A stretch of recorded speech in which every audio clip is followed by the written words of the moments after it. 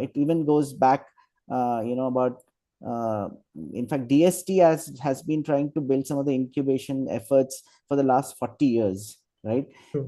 And of course, it got new momentum and new energies and new focus in the biotech sector with BIRAC coming up. But this is something which we've been trying to create over a period of time. But innovation ecosystems are a lot more than that, right? It is not just merely the facilities and the funding activities that come up.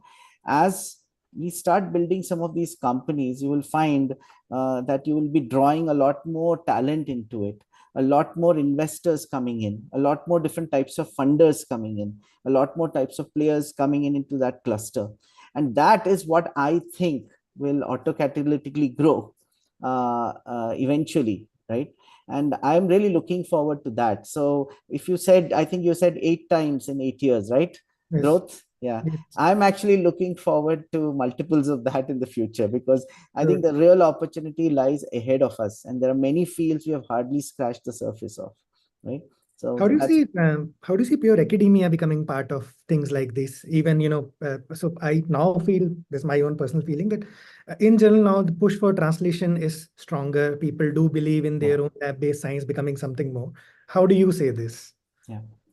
So, see, in disciplines like biotech, where knowledge is central, knowledge creation activities are central to even innovation activities. Mm. I think universities play an extremely important role. Academia, research universities play a very important role. And you can see it very clearly if you just zoom out a little bit and look at all the clusters which you talk about regularly, be it a Boston area or a California area, or Cambridge or anywhere. You will see that university strengths are extremely important, right? And they bring in the resources and the nuts and bolts which are needed to actually do the groundwork on which you can then build innovation. Of course, it's not enough. Just knowledge It, it, creation, it having acts as knowledge a good workers, not enough. nucleation point, if another word of Yes. saying this. And you have to understand the volume of, so let's just take an example. I mean, and I just want to also give you this example to show you how far we are. We can go a lot further. There's a lot of head space available to us. See, a city like Boston has probably about 16 universities. Okay. And each of those, and if you take one or two of them, like MIT and Harvard and so on and so forth, each of them must be bringing in about a few $1 billion in research funding every year. So MIT is about 4 billion. I don't know about Harvard, what it is, but you can imagine the size, right? And 1 billion is about 8,000 crores, right? The whole of DBT's budget probably I see. is a few thousand crores, which is much lower than the 1 billion number that I'm talking about, right? Now that's just academia pulling in the money, right?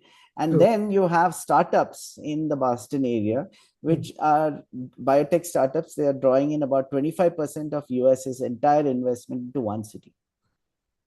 Okay. So you can see when money comes in, it is going to fund what? It's going to fund innovation, research, talent, bringing in facilities, bringing in capabilities, all of that, isn't it? And it's all nucleated by universities, right? About 20 years back, Boston was not the biopharma capital, right? It was True. very different.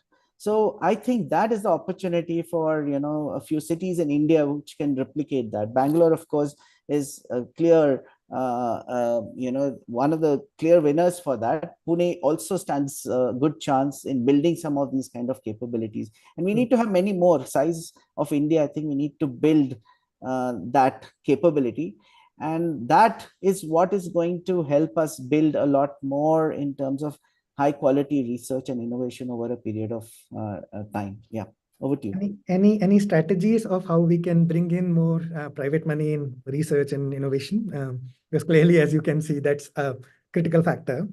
Yeah, it's always a chicken and egg problem.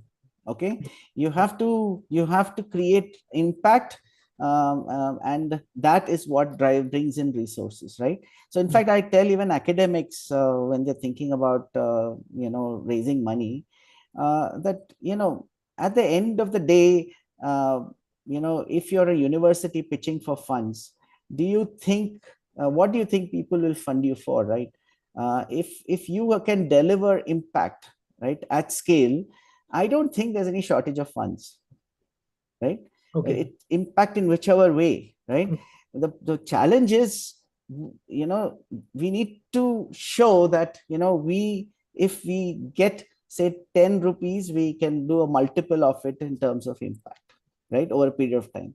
That Mm. basically means that the ecosystem has to be rich enough, in a way, manner of speaking, to help convert all the knowledge creation into results which matter to people, be it in science or in, economy and society, right? You need to create impactful results out of it, right? And Mm. I think that's and unfortunately there's no shortcut approach to it, right? In the sense, governments just putting in money endlessly doesn't, very True. often can backfire. I mean, you need to do some initial investments, but what happens is, at the end of the day, grants also come from profits, Government right? can possibly act as a catalyst for initiating something, and then something else has to take over. Yeah. On one side, I mean, two couple of insights for young investigators. One, you must be very clear that all the grants that governments put in or charitable institutions put in, right, eventually have to come from profits, True. True. right? If you don't have profits, you can't pay taxes. If you don't have profits, you can't do charity, right? And if you can't do that, it's not going to result in anything. So we should get rid of this, now thinking that profits is a bad word in some manner, right? It is not. We have to do it, and if we don't fuel research with such activities, it is actually dangerous, because we'll run out of steam at some point or the other. So building such vehicles of some kind is very important. The second point, which I think we have to also acknowledge, is that, uh, when government funds you, they are also looking at impact, right? They are looking at what impact you can deliver. The nice thing about some of the things which we do is that year on year, it has the potential to deliver impact, right? If it's a student who you're training, who is creating value for society over a period of time, it is a continuous delivery of results for society, right? So the government realizes that, actually, in sense, I mean, one looks at that opportunity as well. Or if it's a startup that you create, there's an opportunity to continuously create returns for society in terms of jobs, products, taxes, whatever it is, which fuels back into the economy as well. Now, that basically, the reason I'm telling you this is, while grants is not to be seen as an entitlement, you don't have to be apologetic as a young investigator when you seek it out and build something with it, right? True. Because what you're promising for society is long-term impact, right? And True. that is very valuable, right?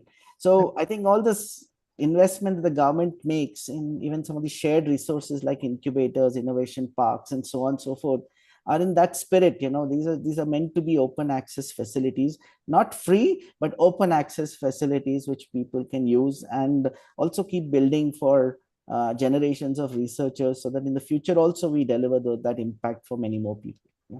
It's an excellent piece of advice. I think I was trying. Thanks for bringing in young investigators, which is possibly our audience today, which is students, postdocs, and faculty members. And it's a very nice message that, whatever you do, whether it is basic science or entrepreneurship or innovation, how do you project impact of it, right? How do you project value of it? And Mm. that I think it's a key area. Um, Incubation centers and innovation hubs have in last 10-15 years have come across all over India now, and the numbers is increasing, and they're playing a very crucial role in fostering innovation. Venture Center in Pune is one example. C-Camp in Bangalore is another example. Can you shed some light on what kind of opportunities exist at Yeah. these centers for research as well as for innovation? Something that young investigators who are listening today can leverage for converting their lab-based research into something, either a good research or a good innovation, anything. Yeah. So So let me also tell you a little bit about the genesis of such places also, right? In sense of why are such places important, right? On one side, you have academia, which has its own set of facilities and its own priorities, right? It will look at research happening within academic institutions, the projects which are running, the student projects or the industry projects and research labs and so on, which will get priority as well. While at the same time, there will be others who may not necessarily have access to those facilities in the same way, but are nonetheless doing interesting work, which to them is high priority, right? So very often, it's in a vibrant, research and innovation ecosystem. You often need to have different types of facilities at different stages of development or translation, which facilitate some of these work. Some of the work for both the young research, early stage researchers, as well as for entrepreneurs who might be looking more at translation, right? In venture centers case, for example, one of our key reasons we did it when we set up the venture center in the NCL Innovation Park was because we felt that if you don't give an ecosystem to researchers, typically they tend to do a few things. One is they tend to work within the ecosystem available to them. That means they will limit their scope of work to whatever is possible, right, with the resources. Well, it's a good, yeah, it's a good thing in the sense at least you're getting something done with whatever is available. And this was a philosophy which was sort of something which people took a lot of pride, say 30 years back, right? I don't think we should settle for that anymore, right? We need to create those ecosystems, right? It did happen in the past, right? And another reason why many people gravitate to theory and not experiments, right? Because you can work, you can do theory within a limited set of resources and ecosystems. Or why would you work with computation, right? Why people go in for IT companies rather than say a biotech company, right? It has a limit, you're limiting your exposure to all the other many things that you need as complementing resources, right? So it also limits ambition that way, right? So what it does is that you don't try to solve the problem that needs to be solved, you solve the problem which can be solved. Okay, that does make sense. Yes. And that, I think, is not a healthy way to create impact. Because what matters when you're doing building, you're trying to create impact, is solve the real problems that matter, right? Now, one approach which some people might take is, yes, we will go wherever the ecosystem is. I want to solve the biggest problem, so I will just so if Boston is the right place, I'll go to Boston, right? That's one approach you can take. Another approach is, after all, 100 years before, Boston was not the place to necessarily be, right? It was Germany, or some other place like that. So I think it's high time we create those ecosystems in our country such that our researchers can, think a little bigger, right? So in that context, it's an effort to build certain ecosystem components inorganically, where it is not, unfortunately, there organically, right? It's not there in place. We are trying to create it. Scientific facilities is one part of the ecosystem, right? Money is another part of the ecosystem, right? Money at different stages, right? And even in scientific facilities, beyond that, there are many translational kind of facilities.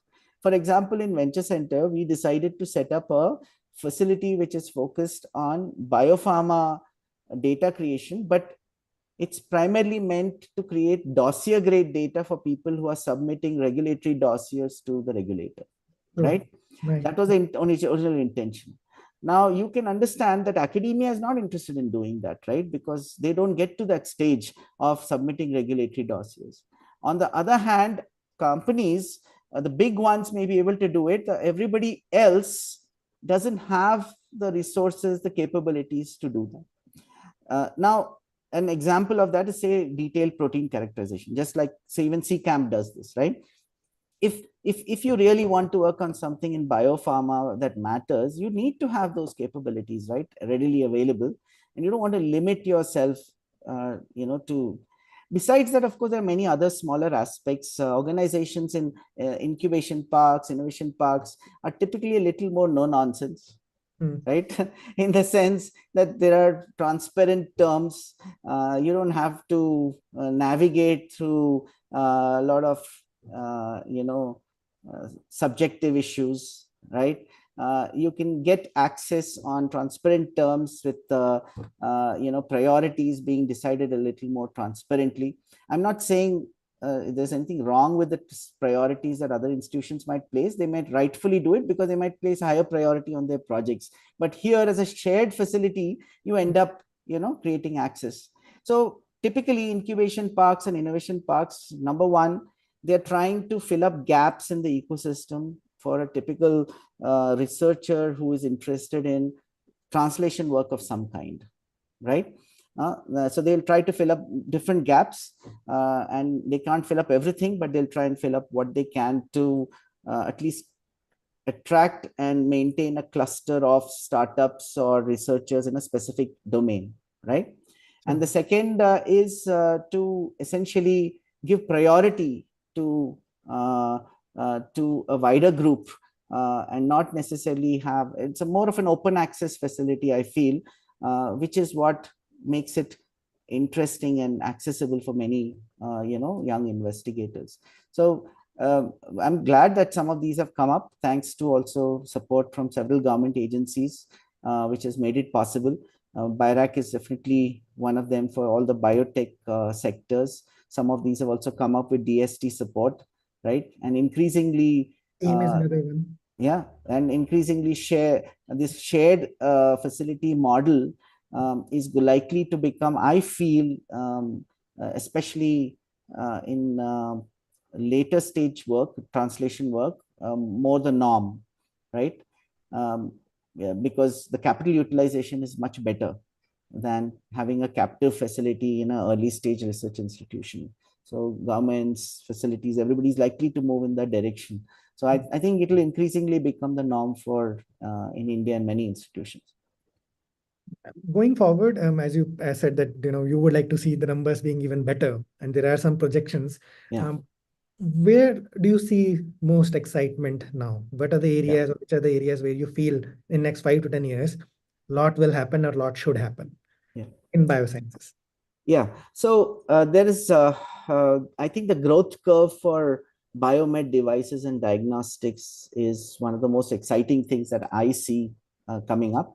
The reason I believe that is, roughly speaking, India is at a stage comparable to what we were in the 70s for pharma. Okay, in the biomed devices and diagnostic space, 80% of our products are imported, right? India is a relatively small market today. You typically, in most segments, we are only about 1 or 2% of the global market, by the way, right? That's a different matter. Our industry might be bigger because you might be exporting, and bigger even in value terms and not necessarily volume terms and not necessarily value terms. But that said, we are at a stage where we are starting from a small base, right? We are going to definitely grow quite rapidly. And at the same time, the world is looking for alternative supply chains. The world is looking for affordable healthcare across the board, right? India is positioned very strongly to be a player in all of these spaces. Already, say, just like in drugs, we supply every third pill in the world today, globally, right? I think we would be probably in a very strong position to do it in devices and diagnostics.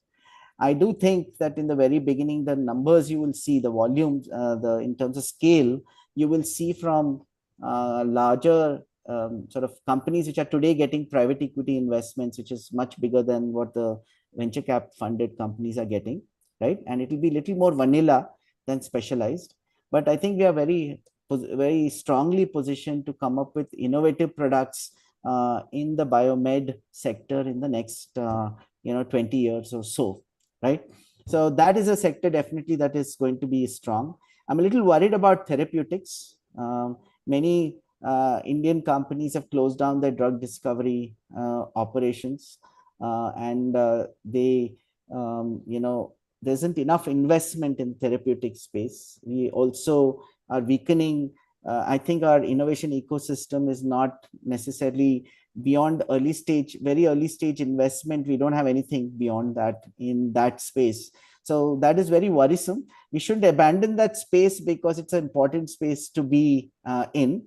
But I do see a lot of opportunities in the energy and materials space. Okay, so bioenergy, biomaterial space is going to be a fairly large contributor, and it is already shaping up. For example, some of the large projects coming up for biofuels in India today, even supported by the government as well, under various schemes, right? So not only bio CNG, but also bio hydrogen in the future, hopefully, and other sectors, including liquids, bioethanol, right? Maybe even methanol to some degree. So let's see how that happens. But I'm hopeful of that, and also materials, right? Materials. We are currently we are seeing a lot of interest in sustainable ingredients also. Okay, from global players. India as a India as a potential destination or a supply base for sustainable ingredients for, say, example, the FMCG industry, right? So that's another sector where synthetic biology methods and all of them will play a role, right? Um, Now, those will be the larger part of the numbers that you're talking about, right, Vishal? Yes. But we should not forget the niches, right? And those are also important. For example, the sickle cell anemia, recent gene editing solutions which have been approved, say in UK. We need to have that in India. If it's too unaffordable, it's not going to work. We're not going to import that, right? So we need to have a presence in that, right? So there are many such sectors where I can see a lot of opportunities for impact, both niche and at scale, right? Whether the ecosystem is ready to deliver in India yet, I'm not sure. Okay, that we need to build, and that's something which will take time. It's always the supply is dependent upon demand. So the moment there is enough demand, enough need of things, I'm sure ecosystems will change and adapt and grow to meet those demands. Yeah. So I think it's a point well taken that these things should be now made public, that we need this. Yeah. So briefly, let me also tell about agrobiotech to the extent that I know, right? I mean, I do hope, depending on the regulations, see, one of the biggest things happening right now is gene edited crops. Okay. But in India, depending on the regulations, we'll see how it shapes up. But I think we shouldn't miss the boat on that. It may be important for climate resilience as well. Okay. So I think that is something which is important for India. But we are seeing a lot of activity in other spaces like agrobiologics, for example, farm IoT, right? All these kind of sectors which are going to be growing quite rapidly, right?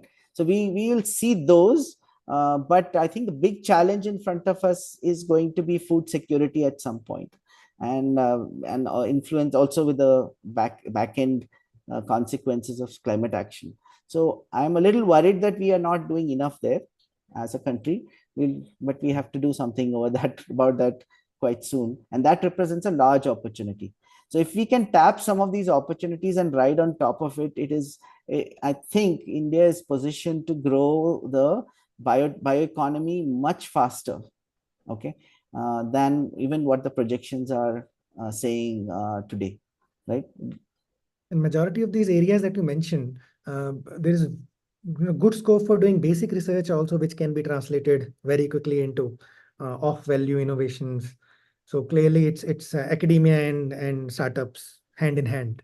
So that's another good thing to see. Coming back to it's that by the way, that's very, very important. So please note that still 70 to 80% of the funding for research or the spending for research in India happens in the public sector, in institutions. Okay, both research, academia, primarily. So if we are not tapping all that's created and converting it and translating it into vehicles which can scale up impact, right? We are missing a large opportunity. We are basically not utilizing that investment as smartly as possible. So that is a very important aspect which you mentioned just now, which is the lab to market transition from academia to industry, and and doing it as seamlessly as possible with a lot of results for society.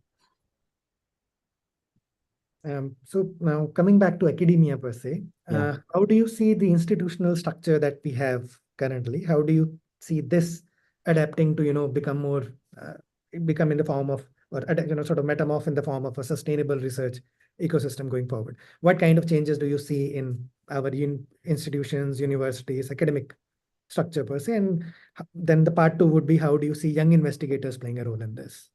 Yeah. Okay, so see, our universities are still learning. Okay, we are at an early stage in terms of the kind of processes, the kind of maturity that we have in our processes, and I um, but there are some things which we should not go overboard with. Okay, one of them is that as far as academic research is concerned, okay, one should be clear that there is no example to my knowledge, okay, where it is done in a financially sustainable way. Okay, let me explain that a little bit. Okay, so we shouldn't have that wrong idea. That's what I think we should be very clear about. See, typically the best of universities in the US, for example, the what they earn out of, so majority still get most of their funds from grants, right? And even what they earn out of technology from even the best of places like, say, Stanford, for example, would be hardly about 5% of their research expenditure, right? So sustainability we have to define differently. What universities do is that there is a, a contribution which has long term impact, and which is, in a manner of speaking, it the impact, there's a diffusion effect to it. It's not the immediate returns that the university shows, but the fact that a university in Boston, say, could create an ecosystem which is very vibrant and with which is very rich as well in, say, a state like Massachusetts, is what matters, right? And that doesn't happen by just the returns, immediate returns, neither the earnings from students fees, neither the earnings from technology returns. Okay, it happens actually because society saw long term value in it and thinks that it's worth putting grant funds into it, right? So I think grants will be anyway the mainstay for university research. There's no other way about it. It's up to us to demonstrate value creation in whichever way, long term and short term, right? And we should not ignore that. I mean, it's not something which we can say that that's for somebody else to do, and we are not responsible for creating impact with the resources we spend. Impact in some way or the other, in science or in economy or in society, right? So Collaboration that, across yeah. institutions, do you see as a bridge for mediating this? uh, uh, yeah, Collaborations yeah, between so that's what. So many of these incubators and institutions like that, or tech transfer offices, are essentially vehicles to deliver impact, right? What you're trying to do is, the task of a tech transfer office or an incubator is to create vehicles which will create impact, right? If it's a startup, that startup has maybe a 10-year journey out there, right? Which is, at the end of it, it's going to create impact, right? And that impact is visible enough to society to say, link it up to the institutions that made it possible and say, look, these are the kind of institutions you should be supporting, right? And building, these are the kind of activities that will create value for society. So it's very important to have delivery vehicles, and delivery vehicles, one of them is incubators. Okay, there are many others which one needs to create. Those could be of different nature for different types of impact which you need to create. And there also, India needs to learn a lot, in the sense we have only touched a few such delivery vehicles, right? Like, I'll give you an example. Some of you in in biotech are familiar with, say, MMV, right, which is malaria, medicines for malaria ventures, right? It's a delivery vehicle for impact, right? It's a way of translating early ideas to impact in terms of drugs, say for malaria, right? But it's a private entity. It's a private, not-for-profit entity which makes it possible. Why are we not doing that in India? And you can imagine it will be exciting thing for many young investigators to do, right? Because it will be very close to translation. But you cannot restrict yourself to just doing science there. You will have to figure out ways to make such processes possible, right? And these represent large opportunities for our next generation, because you will notice many of these very exciting kind of models, we are not there yet. We have to learn and do it. Yeah. So, based on your experience, how do you see young investigators, being part of this or changing this? Because, research tends to be very individual in nature, right? Everyone has their own labs, their own projects, right? Then maybe you can go one step forward and share resources. How do you move beyond this and, creating something meaningful which changes the landscape of India, the scientific landscape of India? Yeah. I think, I would like to go back to basically, this whole idea that what matters at the end of the day is impact, in the sense of either usefulness to other scientists or usefulness to society in some way, or the economy at large, right? In terms of the knowledge you create or the know-how that you put into use for society, right? And that is what sort of matters at the end. And to do some of those things, you I I think collaboration is extremely important. Okay, so it's not just about sharing facilities, as you said, but it is about tackling the largest problems and doing whatever it takes to tackle those problems, which means that you need to find other people who can help you do that, right? In a way of speaking, some of the startups that you see are also aggregating those resources, right? You aggregate team members, somebody who knows how to do the biosciences of it, somebody who knows how to do the instrument development of it, somebody who knows how to put all that together and do some data analytics with it, right? So you're aggregating those capabilities. And I think even researchers will have to do it, right? They will have to also find ways to find those partners.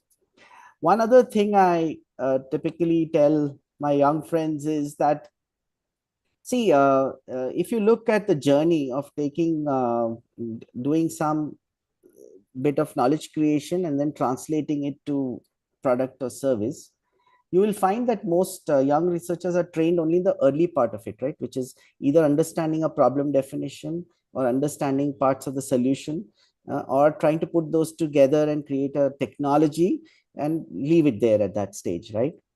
But the impact happens when it reaches people at the end, right?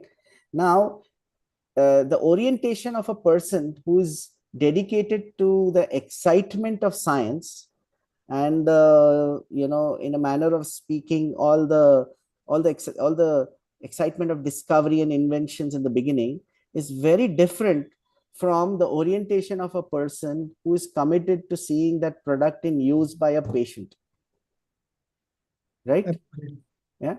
Which basically, we have to understand that this is the team that you want to build, right, as a researcher. So the best friend as any researcher should be looking for people who can play that role of championing the end result, right? So the example I use in some of the talks is of BioNTech, right? The mRNA vaccine technology company that we saw during COVID, right? Well, the Nobel laureate is Carrico, and the Carrico and Weissman are the Nobel laureates, right, over there, who did the science, right? Well, if the two founders of BioNTech, who are two different scientists, by the way, were not there, right, I don't think Carrico would have got the Nobel Prize so soon, right? Because they did all the weightlifting in terms of building the company, and including employing Carrico, by the way. right? They employed Kariko when she didn't have a job, right? Now she's a professor in Hungary, right? But that said, that's what happens, right? So you need those people to partner with. So I would actually think that young researchers should make active efforts to find those partners who are dedicated to delivering impact while they are creating some of the ideas which could make that possible, right? If they want to be in that space. Some of the young investigators might be more interested in delivering impact themselves, so they will become the entrepreneurs out there, right? The entrepreneurs who are going to drive that journey. And but some would prefer to stay with the idea creation part. But please don't belittle one or the other, right? Both matter. If And one is not there, the other doesn't succeed. Yeah, even purely basic science, at the end of the day, it still is a very good resource for sharing, with even the innovators and entrepreneurs in the form of advisories, in the form of mentorship, right? These yeah, are still tools which will be used by different people for different context and in a yeah. different context, right? So all that expertise is still of value. Yes, Certainly, even certainly. academia is very entrepreneurial. You have to, faculty members have to go and raise their own money. They have to put the teams Yeah, together, right? So the nature is very similar, but the end point and the commitment to the goalpost is different. Let me put it that way, right? Which they are chasing, right? yes, The exactly. process is fairly similar in that sense, right? Hmm? Very true. Very true. Yeah, Dr. Premnath and Vishal, as we're slowly heading into our golden hour of 5 p.m. yeah, IST, maybe we should take a question from Yes. Bharat, Vishal. yeah. Yeah? Please. Hmm. Yeah, I saw that there are some questions and comments, so please guide that, yeah, discussion. So let's start from the start, or do you want me to straight I away think, start? No, most from the start have been answered, Vishal. I think we'll take Bharat's question first, yeah, Okay. and then if we have time, we can take others. Sure. Yeah. Sure. So, hi, Bharat. He's asking that as a young investigator, he's seeking guidance on effective strategies for approaching industries to secure funding. So, something we touched upon, how do we bring private money into the research? So, any strategies, any that you can share? He's saying that despite making efforts, he's encountered challenges with getting some responses. Research call often emphasize the importance of industrial collaborations, and he's still looking to yeah, improve his outreach. How do you go about doing this in a strategic manner? I think that's yeah, a very well laid out question, which majority of academicians do feel that even if they're doing something of translatable nature, how do you approach industry? How do you bring them on board? yeah, So provide yeah. some guidance in contacting industries. Yeah. So I'll just briefly touch upon a couple of pointers. One is, one has to first think about mindsets, right? What is an academic mindset and what is industry mindset? Of course, I'm not trying to stereotype it, but you need to understand the difference a little clearly so that can align with that as effectively as possible. So uh, industry is very often not excited by all the jugglery that you can do, right? That's not their focus, right? So in fact, I sometimes say all the mental gymnastics that you do is not of interest to them, right?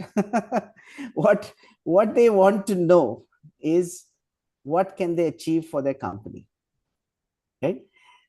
And typically it is about, let's say, developing a product, right, which delivers certain value to their customers that they're talking about.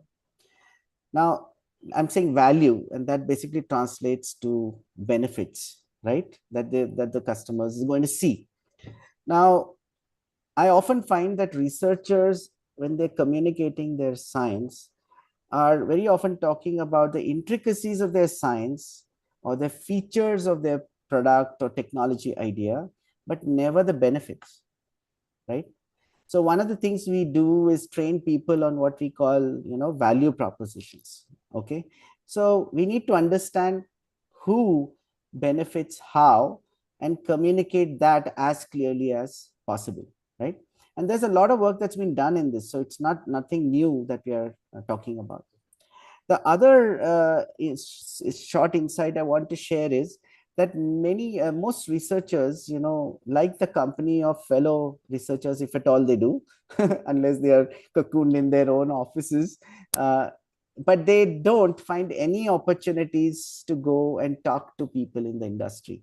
And it's only, it's like a relationship of convenience rather than interest, right? You go because, a grant agency is telling you find a partner, right? Not because you want to do something useful with them. And that doesn't necessarily also get you the right partners. Okay. So in the so how do you create those networks over a period of time, right? So let's say that you're working on a esoteric topic in polymer science or in biology, where you're looking at, say, gut microbiomes, right? And you are engaging with people who are going to the industry is interested in looking at products which they can use to improve gut health, right? Now, while you might be doing very complex biology and analysis, it's okay, in my opinion, to take a step down and try and understand industry problems, right? Which, by the way, are equally complex or more complex, right? But may not necessarily need all the tools that that you are using, which might be the latest tools necessarily. But it gives you a lot of insights into what the real issues are and what people are grappling with. Another general rule is that industry likes to have simple, the systems are relatively simple, okay, in the sense they won't take complexity up unless they have no choice, right?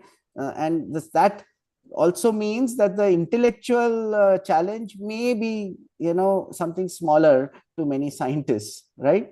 But that said, that's all that is needed. I see many of the products you like to use because they appear to be simple, right? Why, when iPhones were announced, everybody was gaga about the simplicity of the interface, right? Not about all the complexity that what all you could do with it, right? So these are the kind of issues.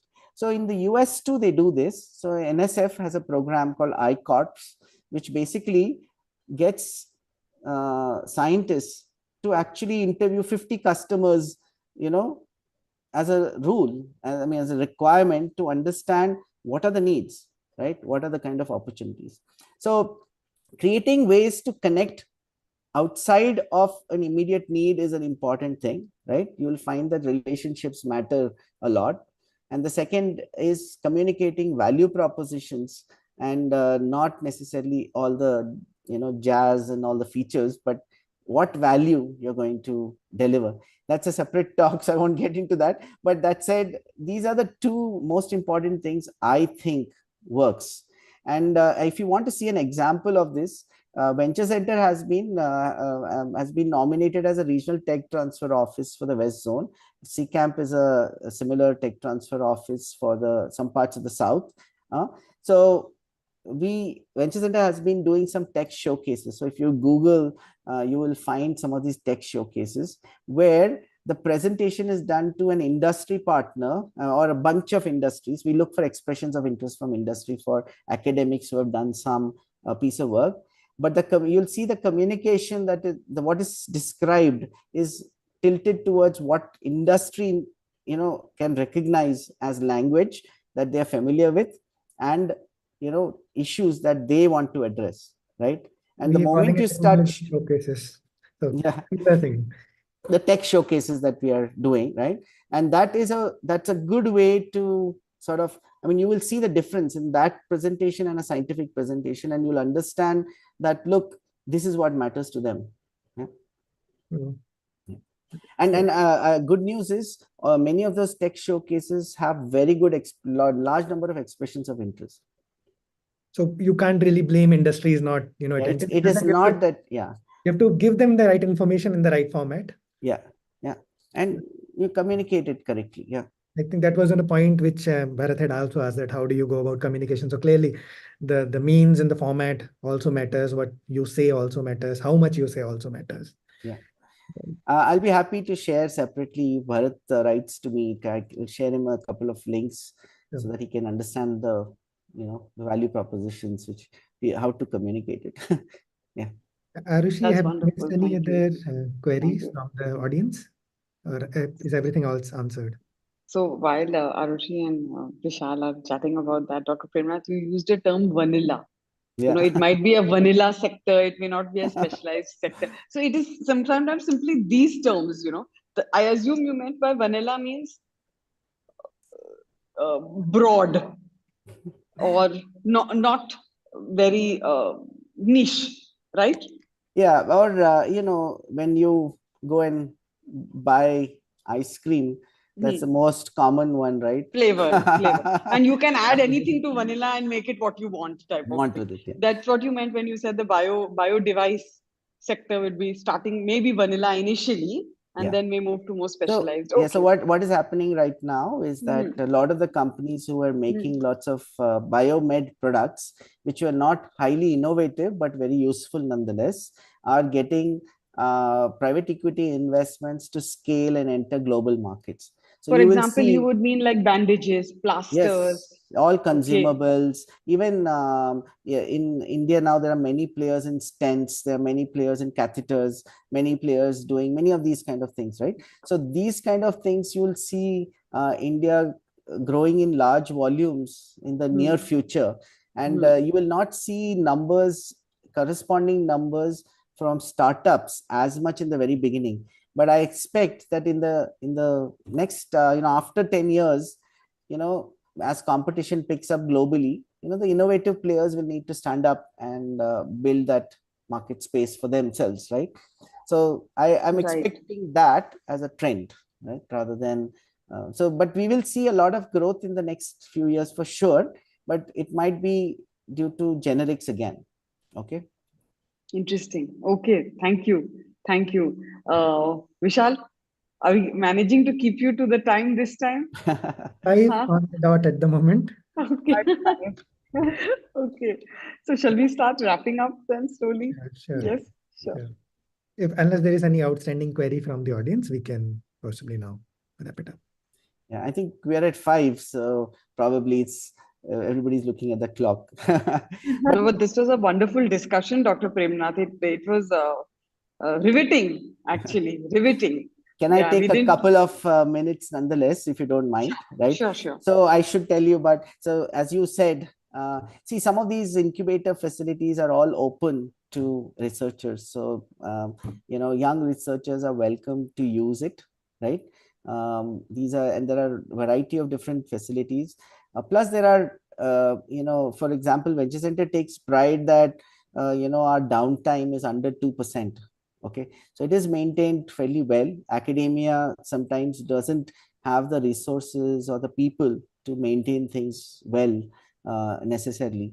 So those are things which people can use, they should use, and we should try and build shared resources over a period of time, which are a little more open to everybody to use. So a variety of biosciences, chemistry, analytical services, all of these are available at different places. Besides prototyping of different kinds, fairly, especially for fast, rapid prototyping, design capabilities, because we're a not-for-profit, we have access to several software as well, including SolidWorks, MathWorks, and so on and so forth, which we are able to make available to some of the people who need, innovators especially, in different fields.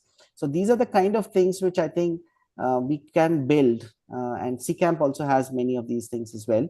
So such institutions, I think, deserve to be built further and made available to a lot more people. So thank you very much, Karishma, for this opportunity. Thank you. Thank Before you, Dr. Premnath. Riveting conversation. Arushi would also like to say something, please. I just had a personal question. I just wanted to ask that, like you said, that sometimes research labs are not able to cater to large scale needs, but such incubation parks can help. But sometimes we usually have collaborative efforts with hospitals and clinicians where patients are referred to labs where you are supposed to do some particular type of test or etc for the patients. Yeah. So like you rightly mentioned that we don't have a large scale translational capacity, so the downtime definitely goes way more because we have to accumulate a lot of samples to process a particular type of test, and we don't have that much number. So my question is that can such clinical collaborators or people where you have collaborative efforts directly approach incubation parks, or does it always have to go via the research labs coming to incubation parks? No, you can directly, and we have already those happening right now, right? So there is I think if people need specific requirements, they should just connect, right? And it will be something which will be happy to help. There are some things which have to be done in the hospital, like certain kinds of sample handling and so on and so forth, depending upon the secure safety levels and so on and so forth. But that said, these are all manageable, and startups manage it anyway, so we can figure out ways to make that happen as well, right? Yeah. It's important to note that because incubators are service providers, right? So they view everything as a next opportunity. So even if something can't be done, you will find a way of helping them out, because it's bringing people in back into the ecosystem, right? So as Dr. Premnath said, that centers like CCAM Venture Center, we're always looking for connecting, and if we can't do it now, we will try and find a way where we can do it maybe tomorrow. Yeah. But nonetheless, thank you so much, Dr. Premnath. It was Thank you. absolute delight to hear you talk. Yeah, thank you very much. Thanks a lot. Thanks for inviting me. And thank all you the best to all the young for the wonderful researchers. conversation. Thank you for your questions and inputs. It couldn't have got better than this. And this will be on YouTube, of course. There'll be a recording, and so we'll get a lot of footfall in the coming months. Thank you both. Yeah, thank you, Vishal. Yeah, and thank you to both Thanks, Arushi and Karishma. Bye bye. Welcome. Bye bye. Thank you all for joining. Bye bye.